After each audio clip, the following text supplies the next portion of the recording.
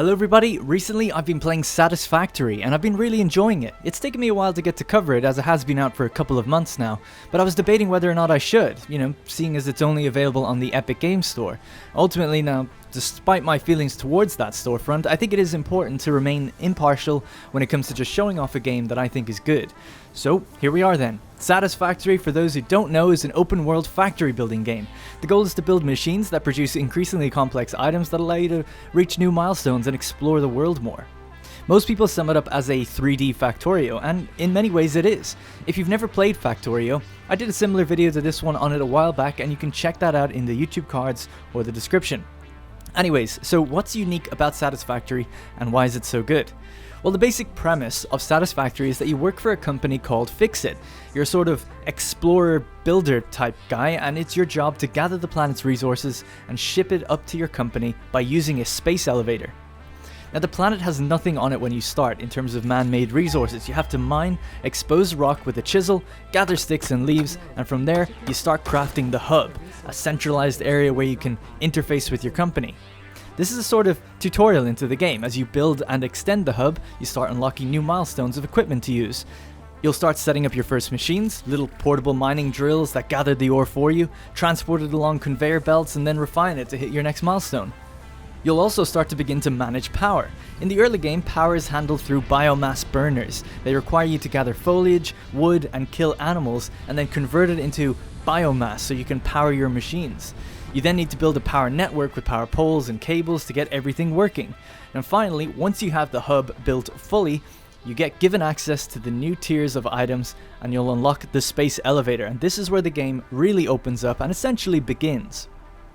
So once the hub is built, you work towards goals which are defined as tiers. In a given tier, there will be several objectives to work towards. For instance, in tier 3, you can work towards coal power. This will cost you 200 cables, 500 wire, 25 rotors, and 25 reinforced plates. These are all items with multiple layers of refinement and assembly, but once you load up your hub with the goods, you can launch a drone rocket into space to deliver it to the company, and then the blueprints for the coal generators are released. So that's the sort of progression at hand. In Factorio, you create an excess of goods to allow you to make science packs, and these packs fuel your research for new items. But in Satisfactory, you need to produce a bulk of goods and supply them directly to reach the next milestone. It's really satisfying to do because you get everything together and then you hit that big red button and see a little ship actually take off with your cargo. It just feels good. You actually have to wait a short amount of time for it to come back as well before you can kind of complete another tier. Another side progression is the analyzer. This takes an item that you find in the world and it analyzes them. Usually results in indirect benefits. For instance, researching a type of plant allowed me to research fabric and create a parachute out of it, so I can kind of break my fall from the big heights. That side progression is pretty fun because it's almost exclusive to exploring the world rather than mass producing something. I think it's very important to have a combination of the two because at some point you'll kind of just get a little tired of staring at machines and factories all day, so having this rich world to explore really enhances the experience. The world is also pretty vast at around 30 kilometers squared and full of different biomes, hazards and wildlife that require different equipment to deal with. I guess the drawback of this will be the fact that it is a handcrafted world, which obviously has some benefits, but it's not procedural or random. You can choose where your starting area is to face different challenges, but that is about it. Now for me, this just has not been an issue at all, but I only have about 30 hours in the game in total. I'm sure if you got to, 100 or 200 or even 300, you'll know the map really well, and you'll probably work out, the best routes for transport vehicles to take at scale. However, Coffee Stain Studios, the developers, say they're aware, about the fact that there's no randomization and they want longevity to be built into the game. So they say that they're thinking about ways that they can improve that. So let's talk automation, how it works. As an example, we can just follow a simple chain in my setup. We have a miner drill that churns up iron ore from a deposit. This then gets taken to a smelter and refined into iron ingots.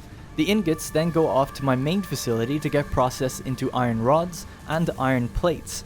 Some of these are stored for later and some are refined into screws. So far, all of these things have been one item in and then one item out. But when we get to my second floor, we start seeing the combination of items. So these assembler machines take in the screws, and they take in the plates, and they turn them into reinforced iron plates. Now some of them are stored again, and then some of them move up another level.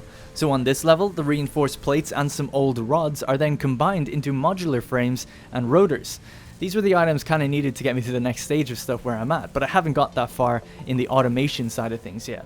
I've just typically crafted the next level of stuff when I needed it, but that's what you're always working towards. How do I automate what I'm doing at this stage so that I don't have to worry about it for the next stage? So when it comes to this refinement process, you ideally want your machines to be working efficiently and have no excess or waste product. If you start backing up your machines, they'll power down, and your power grid will start to fluctuate between consumption and inactivity. Now if we take a look at copper wire being turned into cables, we can see that we make 45 wire per minute, but we only make 15 cable per minute. Cable requires 2 copper wire, so that means if copper wire is 45 per minute, we should be able to get cable to 22.5 per minute so that we're not backing up our chains. So what you can do to alter this is you could slow down your machines to match the pace of the thing that's taking the longest. Or you could get a special overclocking power source that's found out in the environment. Each one gives you up to a 50% increase, so with one of these, we could balance out the speed of the chain completely. Now we're at 22.5 per minute, which is exactly half of 45. So we'll never have to look at this machine again. We reliably know what's going in and what's coming out, and its power is never going to fluctuate because it cannot get backed up. So that's a little bit of min-maxing there, which you don't really ever need to do, but it is nice to get things running exactly as they should. So that's the sort of progression and automation sides of things kind of covered to an extent. Let's take a look now at the building aspect. Obviously a big difference in this game to something like Factorio is you're using 3D space. This obviously gives you the benefit of being able to build tall, but it gives you the constraint of perspective.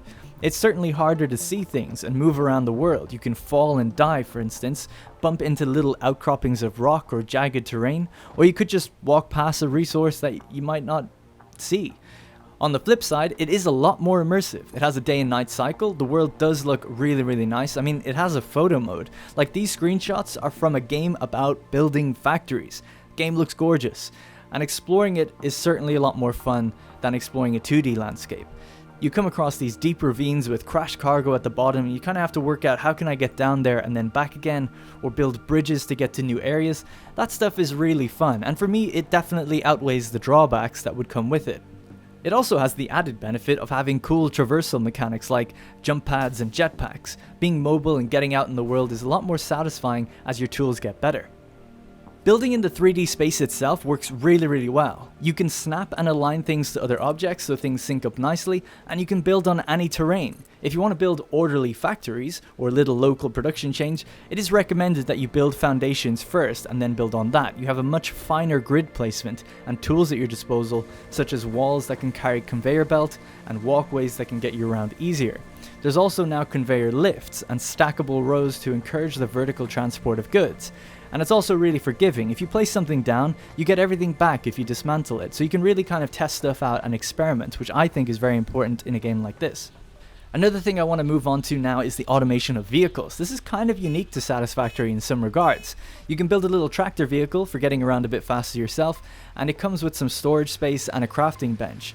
Now what's interesting is that you can create a custom autopilot for it, where it records the trip that you're making and then it replays it over and over until it runs out of fuel. So what you can do is just build a little truck stop that automatically will refuel it, and you can have the tractor drive out to a location to pick up resources and drive it back automatically.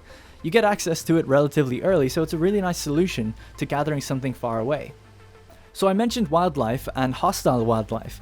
This is where Satisfactory is just a little bit lacking in my opinion. Factorio has a mechanic where the more you build, the more pollution you create, which makes the wildlife attack in greater numbers. In Satisfactory, the planet is pretty peaceful. There are some hostile wildlife, but they don't attack your structures, and there's no defense systems or anything like that.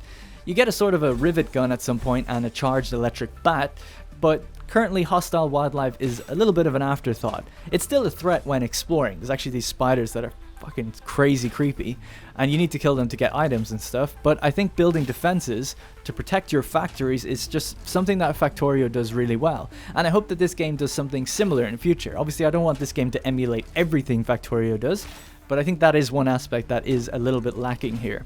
Because in many ways, you can just go out to an automated area and just set it and forget it in this game. The only reason you go back to an automated area is to maybe just redo or enhance something there.